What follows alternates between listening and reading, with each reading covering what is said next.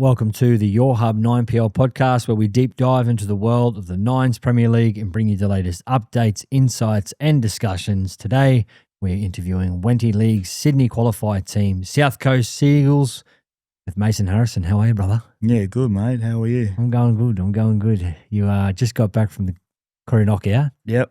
How was that? No, it was good. It was a great weekend. Really enjoyed it.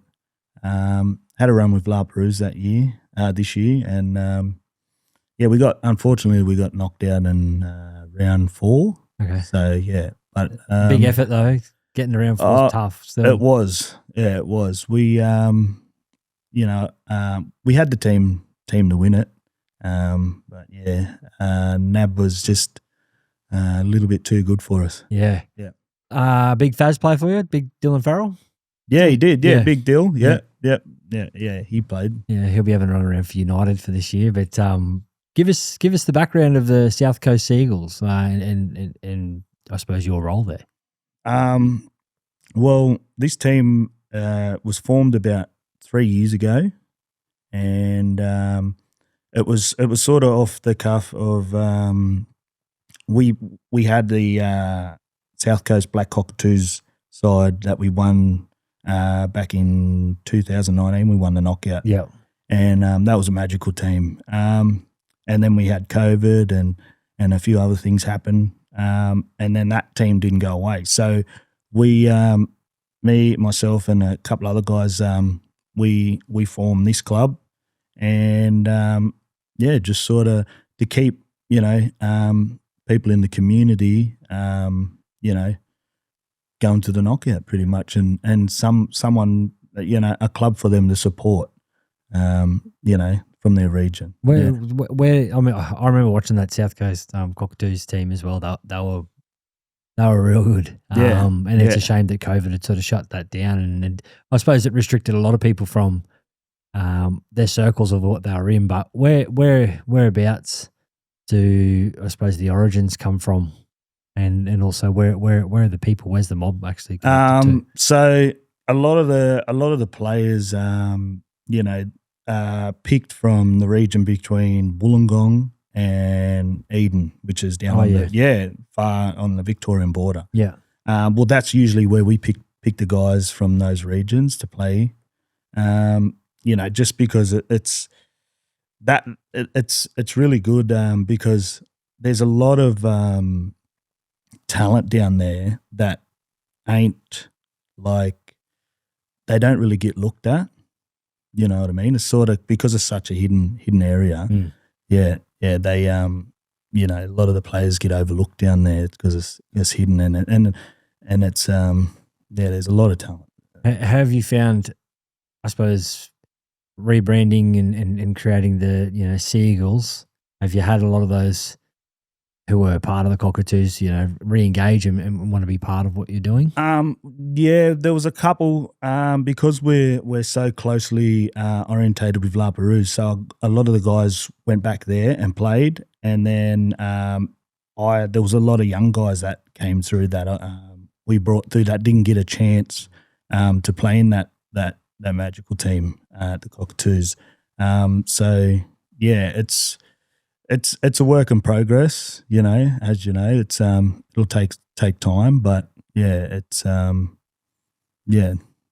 sort of still building. We're at that building stage, and this year we didn't really get a chance to go to Tamworth because we didn't get accommodation because it got booked out. Everyone wanted to go, so we missed out on accommodation, and the Nines Premier League was pretty much the next step for us to keep the club going. So that was your interest in? I mean, a history check. You've actually had a run in our comp, for the Barbarians a couple of years ago. Saw that we needed some players and shot up and had a run around. How was your actually? Let's start there. How was your experience in having a run with us? Oh well, usually I haven't played Nines for a few years. I thought, I'll see how I go. I went up there. It was a great weekend, eh? Good vibe. It was, there was a lot happening. Good weather. I thought it was a great competition, and after that, I wanted to go again, and I think I reached out to you and said, do you want to, is there an opportunity for us to put a team? But we missed out because he's had so much interest. Yeah. Yeah. For this year's one. Yeah, that's right. You reached out before for the 25. Yeah. And then I think the reversal was that we actually were going into the Sydney and Brisbane qualifiers to get into the and I sang it to you, and I think within a week you were paid and jerseys were selected. We jumped straight on board. Yeah. So the guys excited about getting being part of it. I suppose it's one thing being able to experience it, but trying to tell it as a story and get buy-in. How are you finding that? Look, they are excited. Yeah, the boys are excited. I think it's a little bit quiet now. Like I'll put a message out to the group chat and get 1 or 2 replies. But I know as the weeks get closer, the boys will start. They'll start firing and getting keen for it. And But there is a couple of guys. I sort of mentioned it to them, and they said, "What's that?" And then I told them about it, and they said, "Oh, that's a great idea. Let's go." Yeah. So it's interesting hearing and also seeing. We're in multiple WhatsApp groups as well with team owners and clubs and watching how there's a sort of an up and a down period, particularly in the back end of the year, where some blokes just don't even want to look at a footy because they've just finished finals. Yeah. Or they're going into knockouts, or they're going and playing QMC, or they're playing Q-Pick if they're Polynesian. Yeah. They've just had a gutful. Yeah. But maybe a week or 2 weeks after the final, they're going, what are we doing? Like, I'm looking forward to reconnecting and playing some footy again. Yeah. So it'll be good to see how you fellas go over the next few weeks building in. Are you going to train or anything like that? I don't know really. Because some guys that, like what you said, they've had that fix of football, and some guys like to just relax and but I'll put it out there. Yeah. And we'll see how we go. I don't think there's for us. I think, and the guys that have played there, that were played together and played in the knockouts, that experience of not training and being able to turn up and just sort of play together and click. Yeah. There's a couple of those guys in the team that can do that. So I hate blokes like that. Who are just able to hop off the couch, play games and kill it. Yeah. And I'm doing 40-20s and 40-20-60s trying to eat iceberg lettuce and drink water and do all the right things. And then the bloke who does nothing and doesn't answer on the WhatsApp gets up and gets player of the carnival. Yeah, that's right. Happens every time. Yeah. How's the recruitment drive happened? Have you got some staples in amongst that team who've played with you before that we'll include, or are you looking to recruit to bolster it up? Look, there is some players that have played together, but we're always looking to recruit, you know what I mean, especially young guys and where we want to go as a club, for the Koori knockout, because that's mainly what we want to do is these tournaments and build our juniors up, and our girls and young boys and women's.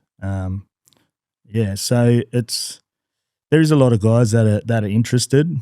So I think we got about 32 at the moment. So we sort of got a well, you know what I mean. There's guys there that say yes. Oh yeah. And then you don't know. You keep and a then buffer. and then they oh, that's right. I forgot I told you yes. You know what I mean? Yeah.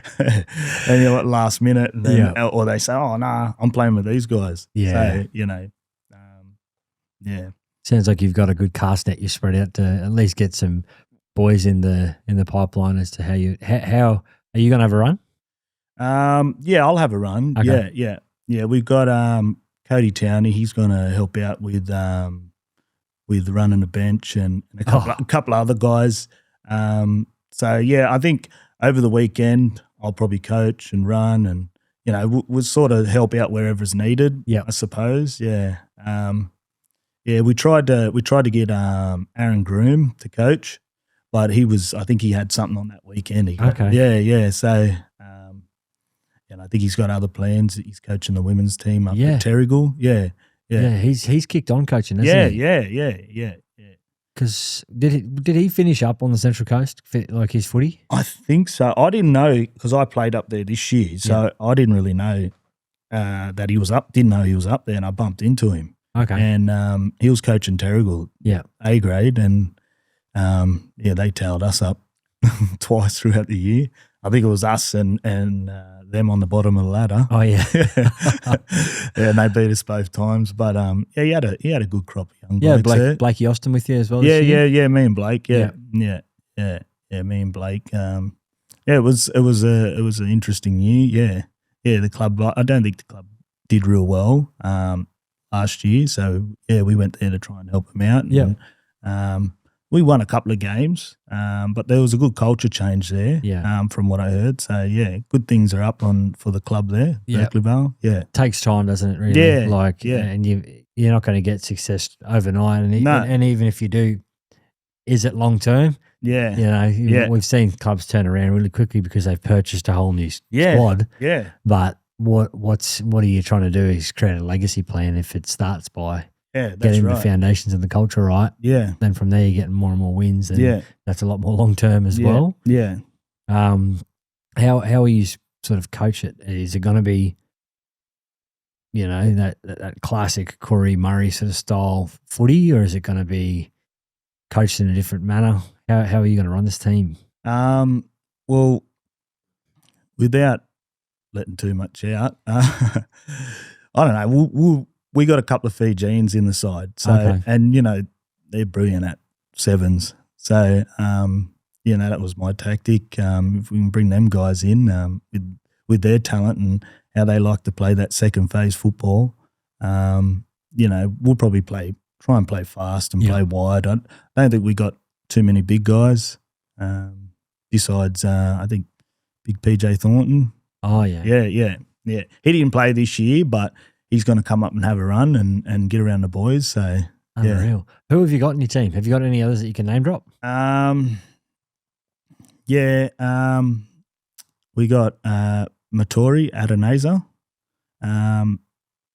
He's a outside back centre, stocky, built like a fridge. Oh, yeah. hits like a train. I think his brother plays with Reborn. His brother played with Reborn. Okay. The big Ballet. Yeah, that's his brother. That's his brother. Yeah. So, oh God. So he's the big Fijian you're talking about. Yeah. Right. So if he's a cheat code. Ballet's a cheat code. If you've got another one of them, you're on. Yeah. So we got pretty lucky with him because he plays with us. I played with him last year at Nowra. Okay. Yeah. So and some of the guys he was hitting, I thought, fuck, I don't want to get hit. I wouldn't want to get hit by that. We got Braden Walsh. Oh. Yeah, he's a good winger. Yeah. Yeah, big tall guy. I think he's a Wenty junior. Yeah. Yeah. I think you're right. Yeah. Yeah. He played all his juniors at Wenty. Another kid, he's played at Tathra, Callum Scott. Okay. Yeah.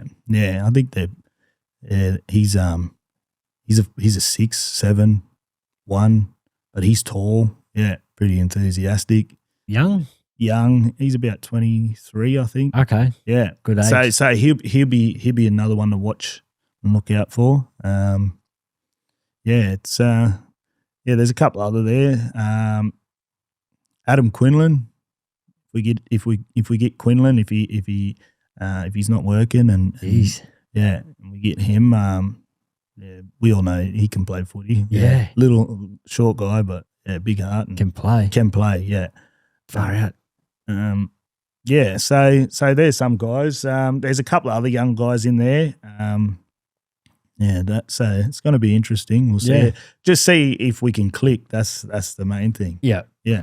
Oh, and I mean, for the purpose of it anyway, you're keeping a relatively new sporting club alive and giving them a shot to have a run around. But some of these boys are going to get to play against ex-NRL players and ex-Super Rugby players. Yeah. You know, on the big stage, shot on a national broadcast. Yeah. It's exciting for them. So well done to yourself, obviously, for putting in the work and giving them that opportunity, man. It's unreal. Have you got any sponsors? Have you got a main sponsor that's sort of helping this all come to life for you? Regal Heritage. Renee, she's been great. I met her through a friend of mine. He introduced me to her, and I spoke about the club and where we want to go and what we want to do. And she just loved it, you know what I mean? And that's awesome. She jumped straight on board the first year, and pretty much became one of our major sponsors. And I told her about this concept, and she said, "Yep, let's do it." So so good.